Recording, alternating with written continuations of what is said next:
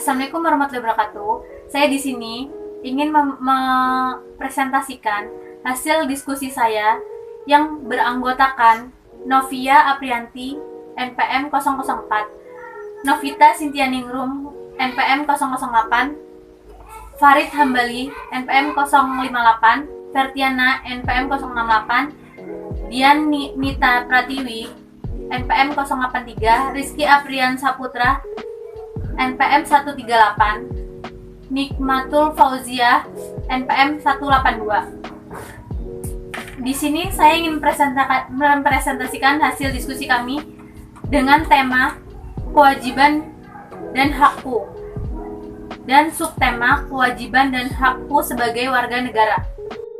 Di sini di dalam pembelajaran terdapat 3 proses pembelajaran, yaitu pendahuluan, kegiatan inti, dan penutup. Di dalam pendahuluan terdapat beberapa poin. Yang pertama itu apresiasi dan motivasi. Poin yang pertama, menyiapkan fisik dan psikis peserta didik dengan menyapa dan memberi salam, yaitu pendidik menyiapkan fisik dan psikis peserta didik dengan menyapa dan memberi salam kepada peserta didik, serta menanyakan kabar peserta didik. Dilanjutkan dengan berdoa. Setelah berdoa, pendidik melanjutkan absensi. Yang poin kedua, mengaitkan materi pembelajaran sekarang dengan pengalaman peserta didik atau pembelajaran sebelumnya, yaitu setelah selesai kegiatan absensi dilanjutkan dengan mengaitkan materi pembelajaran sekarang dengan pembelajaran yang sebelumnya.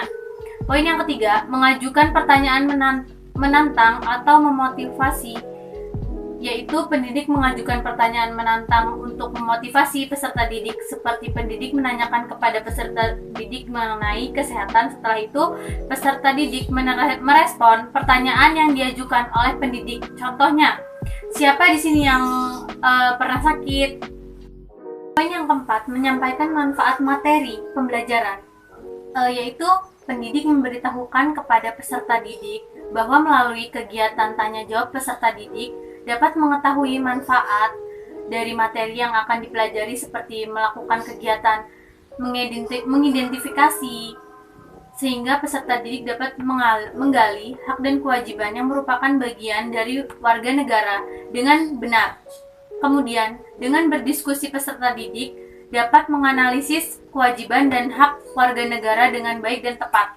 Poin yang kelima, mendemonstrasikan sesuatu yang terkait dengan materi pembelajaran, yaitu seperti yang sudah dibahas sebelumnya. Pendidik memberitahukan kepada peserta didik bahwa terdapat banyak sekali fasilitas-fasilitas yang disediakan oleh masyarakat dan tujuan mensejahterakan masyarakat, yaitu dengan menyebutkan macam-macam, contohnya seperti sekolah, rumah sakit, kantor wali kota, stasiun, kantor polisi, puskesmas, dan lain-lain. Jadi, semua itu adalah salah satu fasilitas yang dibangun oleh pemerintah untuk mensejahterakan masyarakat. Setiap warga negara berhak mendapatkan fasilitas yang sudah disediakan oleh pemerintah. Oke, yang selanjutnya, menyampaikan kompetensi dan rencana kegiatan. Poin yang pertama, menyampaikan kemampuan yang akan dicapai peserta didik, yaitu pendidik memberitahukan kepada peserta didik bahwa kemampuan yang akan dicapai peserta didik yaitu dengan melakukan kegiatan mengidentifikasi, sehingga peserta didik dapat menggali hak dan kewajiban yang merupakan bagian dari warga negara dengan benar. Kemudian dengan berdiskusi, peserta didik dapat menganalisis kewajiban dan hak warga negara dengan baik dan tepat. Poin yang kedua, kemampuan mengaitkan materi dengan pengetahuan lain yang relevan perkembangan iptek dan kehidupan nyata, yaitu pendidik memberitahukan kepada peserta didik bahwa setiap warga negara berhak menggunakan teknologi sesuai dengan perubahan zaman yang sudah ditetapkan oleh pemerintah. Poin yang ketiga, menyajikan pembahasan materi pembelajaran dengan tepat, yaitu pendidikan menyajikan materi pembelajaran seperti yang sudah dibahas sebelumnya. Banyak sekali fasilitas-fasilitas yang disediakan oleh masyarakat dan tujuannya mensejahterakan masyarakat, yaitu dengan menyebutkan macam-macam, contohnya seperti sekolah, rumah sakit, kantor wali kota, stasiun, kantor polisi, dan puskesmas, dan lain-lain. Jadi semua itu adalah salah satu fasilitas yang dibangun oleh pemerintah untuk mensejahterakan masyarakat. Setiap warga negara berhak mendapatkan fasilitas yang sudah disediakan oleh pemerintah seperti sekolah untuk mencari ilmu, rumah sakit untuk menangani orang yang sedang sakit, kantor wali kota untuk melayani masyarakat, administrasi pemerintahan, daerah kota, stasiun berfungsi untuk sebagai tempat interaksi naik turun penumpang dan bongkar muat barang juga berperan strategis dalam mendukung sebagai pengeluhan masyarakat tentang keamanan dan ketertiban. Kantor polisi juga sebagai tempat pengaduan dan tempat mengadili suatu perkara yang berkenaan dengan keamanan dan ketertiban dalam tingkat yang ringan. Poin yang keempat, menyajikan materi secara sistematis, mudah ke sulit, dari konkret ke abstrak, yaitu pendidik menyajikan materi secara sistematis, di mana penyajian materi dilakukan secara logis dan sistematis. Penyajian mendorong motivasi, kreativitas siswa dalam tugas seperti menyuruh siswa menyebutkan tempat-tempat umum. Yang kedua itu ada kegiatan inti, penerapan strategis pembelajaran yang mendidik. Poin pertama, melaksanakan pembelajaran sesuai dengan kompetensi yang akan dicapai. Pendidik melaksanakan pembelajaran yang sesuai dengan perangkat pembelajaran yang menjabarkan mengenai kompetensi yang akan dicapai. Poin yang kedua, melaksanakan pembelajaran secara runtut.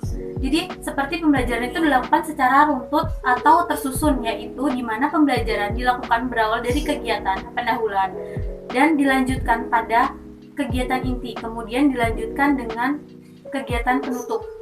Poin yang ketiga, menguasai kelas. Jadi seperti menguasai kelas itu dilakukan secara runtut tuh atau tersusun, yaitu di mana pembelajaran dilakukan berawal dari kegiatan pendahuluan berupa salam, doa, absensi, dan observasi, dan dilanjutkan pada kegiatan inti berupa pembahasan materi dan mengenai kewajiban dan hak sebagai warga negara. Kemudian dilanjutkan dengan kegiatan penutup berupa salam. Poin yang keempat itu melaksanakan pembelajaran yang menumbuhkan partisipasi aktif peserta didik dan mengajukan pertanyaan. Pendidik melaksanakan pembelajaran yang dapat menumbuhkan partisipasi aktif peserta didik dalam mengajukan pertanyaan dengan memberikan jawaban yang menarik sehingga menimbulkan pertanyaan. Poin yang kelima, melaksanakan pembelajaran yang menumbuhkan partisipasi aktif peserta didik dalam mengemukakan pendapat. Pendidik melaksanakan pembelajaran yang dapat menumbuhkan partisipasi aktif peserta didik dalam mengemukakan pendapat, di mana pendidik dengan memberikan pertanyaan yang diajukan kepada peserta didik sehingga menimbulkan respon dan pendapat dari peserta didik. Poin yang keenam, melaksanakan pembelajaran yang mengembangkan keterampilan peserta didik sesuai dengan materi ajar, yaitu seperti peserta didik diberikan pertanyaan untuk menemukan hak dan kewajiban pada gambar yang diberikan. Selanjutnya, poin ketujuh, melaksanakan pembelajaran yang bersifat kontraktual, yaitu pendidik melakukan proses pendidikan yang bertujuan memotivasi siswa untuk memahami materi pelajaran yang dipelajarinya dengan konteks kehidupan mereka sehari-hari, konteks pribadi, sosial, dan kultural. Poin ke-8, melaksanakan pembelajaran yang memungkinkan tumbuhnya kebiasaan dan sikap positif, yang dinamakan tuh Naturmat Effect, yaitu di dalam pembelajaran pendidik menyebutkan hak dan kewajiban manusia untuk menumbuhkan kebiasaan dan sikap positif. Poin yang terakhir, melaksanakan pembelajaran sesuai dengan alokasi waktu yang direncanakan, yaitu guru juga memperhatikan para siswa yang menyelesaikan tugas lebih cepat dari alokasi waktu yang diberikan. Di sini ada pelibatan peserta didik dalam pembelajaran. Poin pertama, menumbuhkan partisipasi aktif peserta didik melalui interaksi guru, peserta didik, dan sumber belajar. Yaitu di dalam pembelajaran guru menanyakan kepada siswanya siapa yang pernah masuk rumah sakit. Poin yang kedua, merespon positif partisipasi peserta didik, yaitu guru memberikan respon positif kepada peserta didik dengan memberikan penghargaan. Poin yang ketiga, menunjukkan sikap terbuka terhadap respon peserta didik, yaitu pendidik menunjukkan sikap terbuka dari setiap respon peserta didik yang diajukan kepada pendidik, seperti mengajukan pendapat serta respon dari pertanyaan yang diajukan oleh pendidik. Selanjutnya, poin keempat, menumbuhkan hubungan antara pribadi yang kondusif, seperti pendidik mengondusifkan diri peserta didik antara satu dengan yang lain sehingga dapat tercipta kondisi yang kondusif. Poin yang kelima, menumbuhkan keceriaan atau antusiasme peserta didik dalam belajar. Seperti pendidik harus mampu menumbuhkan keceriaan atau antusiasme peserta didik dengan proses pembelajaran agar dapat mencapai tujuan pembelajaran yang diinginkan. Contohnya itu seperti menanamkan rasa ingin tahu yang besar kepada peserta didik agar dapat mendorong peserta didik untuk tidak berhenti belajar. Akan dipresentasikan oleh Farid Hambali. Yang selanjutnya, pemanfaatan sumber belajar atau media dalam pembelajaran. Poin yang pertama, menunjukkan keterampilan dalam penggunaan sumber belajar yang bervariasi. Jadi di sini pendidik menggunakan sumber belajar berupa buku tema 4, yaitu kewajiban dan hak dengan subtema 4, kewajiban dan hak sebagai warga negara. Poin yang kedua, menunjukkan keterampilan dalam penggunaan media pembelajaran. Jadi di sini pendidik menggunakan media pembelajaran berupa media diproyeksikan seperti gambar dan video. Poin yang ketiga, menunjukkan peserta didik dalam pemanfaatan sumber belajar pembelajaran. Jadi di sini pendidik menunjukkan kepada peserta didik bahwa sumber belajar sangat penting dalam proses pembelajaran karena tanpa adanya sumber belajar, pembelajaran tidak akan berjalan dengan baik. Poin yang keempat, melibatkan peserta didik dalam pemanfaatan media pembelajaran. Jadi di sini pendidik melibatkan peserta didik dalam pemanfaatan media pembelajaran dalam proses pembelajaran.